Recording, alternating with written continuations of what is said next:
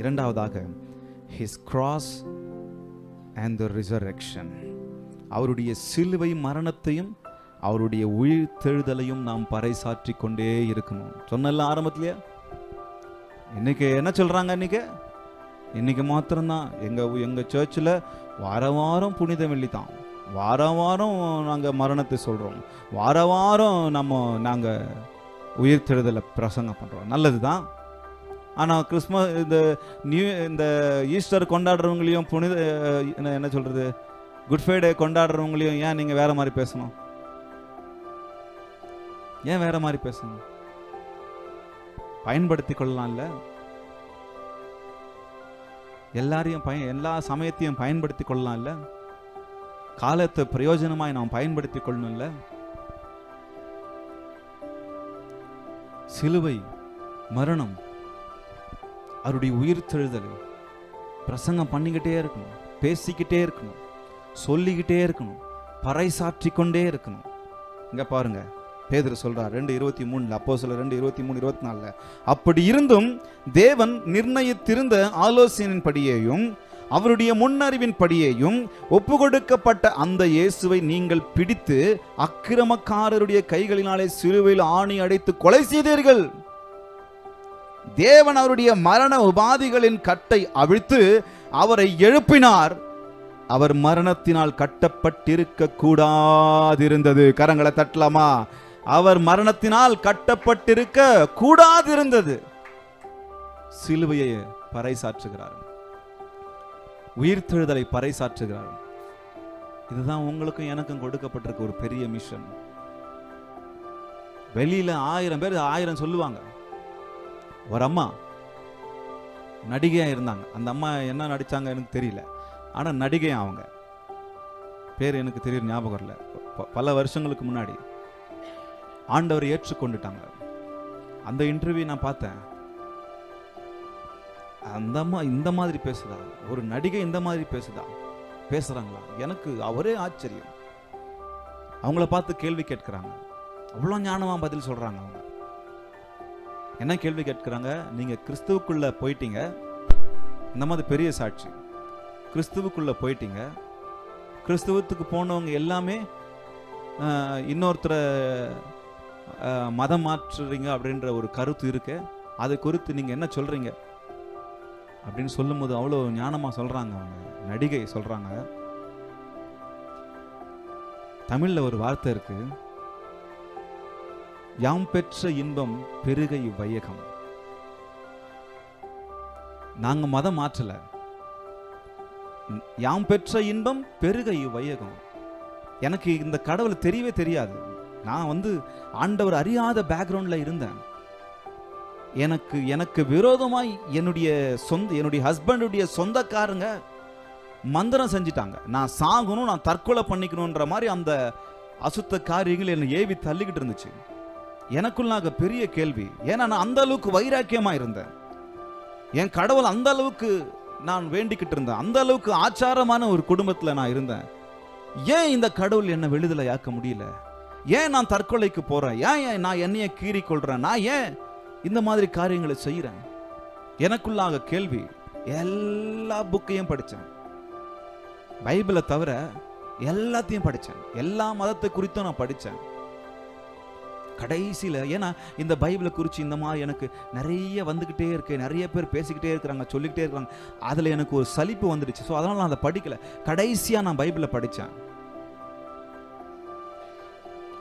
எனக்குள்ளாக ஒரு பெரிய மாற்றம் வந்துடுச்சு. ஆண்டவரை தெரிய ஆரம்பிச்சிடுச்சு. ஆண்டவருக்கு என் வாழ்க்கையை நான் ஒப்பு கொடுத்தேன். இன்னைக்கு நான் சந்தோஷமா இருக்கிறேன். அந்த மந்திர கட்டிலிருந்து, அந்த பில்லி சொன்னிய கட்டிலிருந்து நான் விலகி இருக்கிறேன். இன்னைக்கு நான் சந்தோஷமா இருக்கிறேன். இந்த சந்தோஷத்தை தான் எல்லாரும் பெற்றுக்கொள்ளணும்னு நான் விரும்புகிறேன். இது தப்பான்னு கேட்குறாங்க. எவ்வளோ அழகாக பறைசாற்றுறாங்க பார்த்தீங்களா? அவங்க யார் எங்கன்னு எனக்கு தெரியல, ஆனால் இன்டர்வியூவில் அவங்க பேசுனதை வச்சே எனக்கு உண்மையாக மாறி இருக்கிறாங்க. அவங்க தெரியல யாருன்னு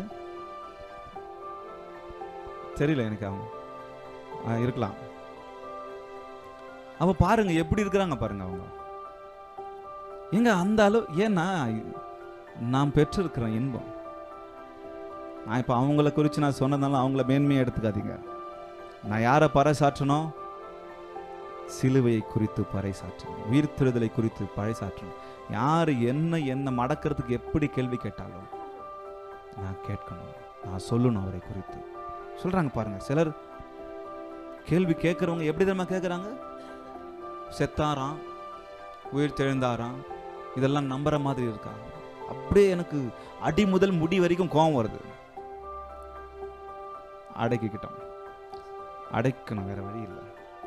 சில சமயங்களில் சில பேர் பேசுறதெல்லாம் கேட்டால் வீடியோ போடலான்னு தோணும், ப்ரிப்பேர்லாம் பண்ணிட்டு வீடியோ போடலான்னு தோணும். ஆண்டவர் சொல்லுவார், உன் வேலை அது இல்லை, வாய் மூடிட்டு உன் வேலை என்னவோ அதை மட்டும் பாரு, நான் சொல்ற வரைக்கும் நீ ஒரு வேலையும் செய்யக்கூடாது அப்படின்னு துடிக்கும். நம்ம எடுக்கிற கம்யூனன் குறித்து ஒருத்தர் சொல்றாரு, துடிக்கும். இவங்களெல்லாம் இப்படி விடக்கூடாது, ஏதாவது அவங்கள்ட்ட பேசணும், அவங்கள சொல்லணும். உன் வேலை அவங்கள்ட்ட வாக்குவாதம் பண்றதில்லை, வேலை என்னை பறைசாற்றி கொண்டிருப்பது மாத்திரம்தான். யாரோ ஒருத்தர் சொன்னாங்கன்னு சொல்லி இங்க இருக்கிறவங்கள நீ என்ன பண்ணு, அவங்கள விட்டுடு, இருக்கிறவங்கள கவனி. பாருங்க, சிலருக்கு சிலுவை குறித்த செய்தி எப்படி இருக்கான்? கெட்டு போகிறவர்களுக்கு 1 கொரிந்தியர் 1:17-18 வரைக்கும் வசனம் சொல்லுகிறது, ஞானஸ்தானத்தை கொடுக்கும்படி கிறிஸ்து என்னை அனுப்பவில்லை, சுவிசேஷத்தை பிரசங்கிக்கவே அனுப்பினார். கிறிஸ்துவின் சிலுவை வீணாய் போகாதபடிக்கு சாதுரிய ஞானம் இல்லாமல் பிரசங்கிக்கவே அனுப்பினார். அவ பாருங்க, அதுக்கப்புறம் சொல்றாரு, சிலுவை பற்றிய உபதேசம் கெட்டு போகிறவர்களுக்கு பைத்தியமாய் இருக்கிறது. யாருக்குங்க? கேள்வி கேட்கிறவங்களுக்கு பைத்தியமா தான் இருக்கும். கிறிஸ்துவத்தை கேள்வி கேட்கிறவங்களுக்கு பைத்தியமா தான் இருக்கும். சிலுவை குறித்துதான செய்தி, இதெல்லாம் நடக்கிற காரியமா?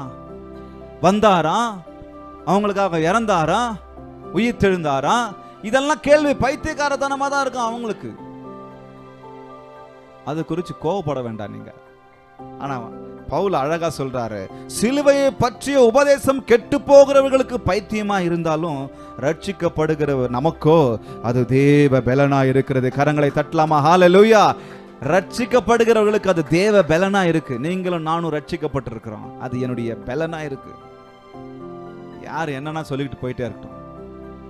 என் அப்பா எனக்காக மரித்தார், என் அப்பா எனக்காக உயிர்த்தார், மரித்து அப்படியே கிடக்கல, அங்கேயே இல்லை, உயிரோடு எழுந்து என் கூட இருக்கிறதுக்காகவே இருக்கிறார். பரிசுத்த ஆவியானவர் எனக்குள்ளாக வைத்திருக்கிறார்.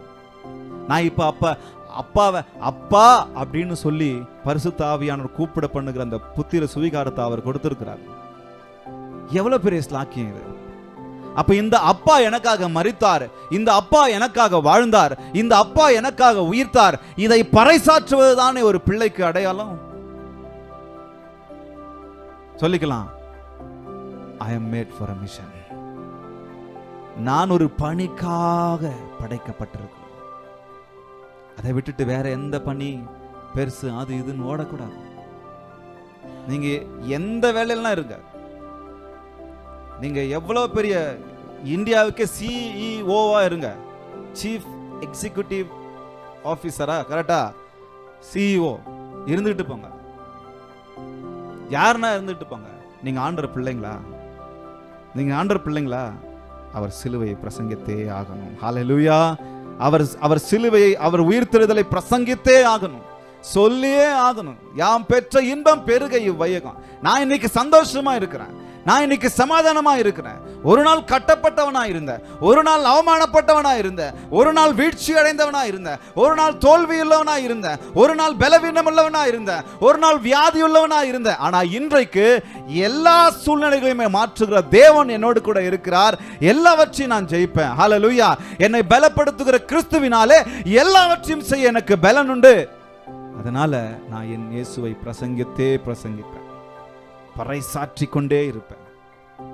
சமயம் வாய்த்தாலும் சமயம் வாய்க்காவிட்டாலும் அப்பாவை சொல்லிக்கிட்டே இருப்பேன். ஏசப்பாவை சொல்லிக்கிட்டே இருக்கணும், தேடணும், கண்ணுல விளக்கண்ணை விட்டுட்டு தேடணும். யாருக்கிட்ட போய் சொல்றது? யாருக்கிட்ட ஆண்டவர் அன்பை சொல்றது? யாருக்கிட்ட சிலுவையை சொல்றது? யாருக்கிட்ட உயிர்த்தெழுதலை சொல்றது? இன்னைக்கு நம்ம எதுக்கு தேடுறோம்? யாருக்கிட்ட என் குறைய சொல்றது?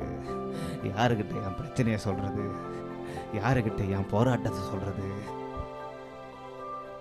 சொல்லுங்க, பரவாயில்ல. ஆனா எங்க போனாலும் அங்கதான் வந்து நிக்கணும். எங்க நிக்கணும்? சிலுவையில் வந்து நிக்கணும். எங்க போனாலும் உயிர் தேடுதல வந்து நிக்கணும். நீங்க கான்வர்சேஷன் எப்படின்னா ஸ்டார்ட் பண்ணிக்கங்க. எப்படி இருக்கிறீங்க? நல்லா இருக்கிறீங்களா? அப்புறம் எப்படி இருக்கிறீங்க? உங்க வீட்டில் எப்படி இருக்கிறாங்க? அதெல்லாம் பேசிட்டு என்ன பண்ணிடணும்? சிலுவைக்கு வந்துடணும். அப்பா அன்புக்கு வந்துடணும். நீங்க போகும்போது அப்பா அன்பு அங்க இருந்துடணும். அது குறித்து யோசிக்க ஆரம்பிச்சிடணும். அல்லேலூயா.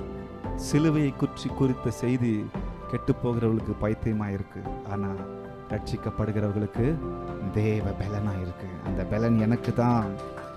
அல்லேலூயா.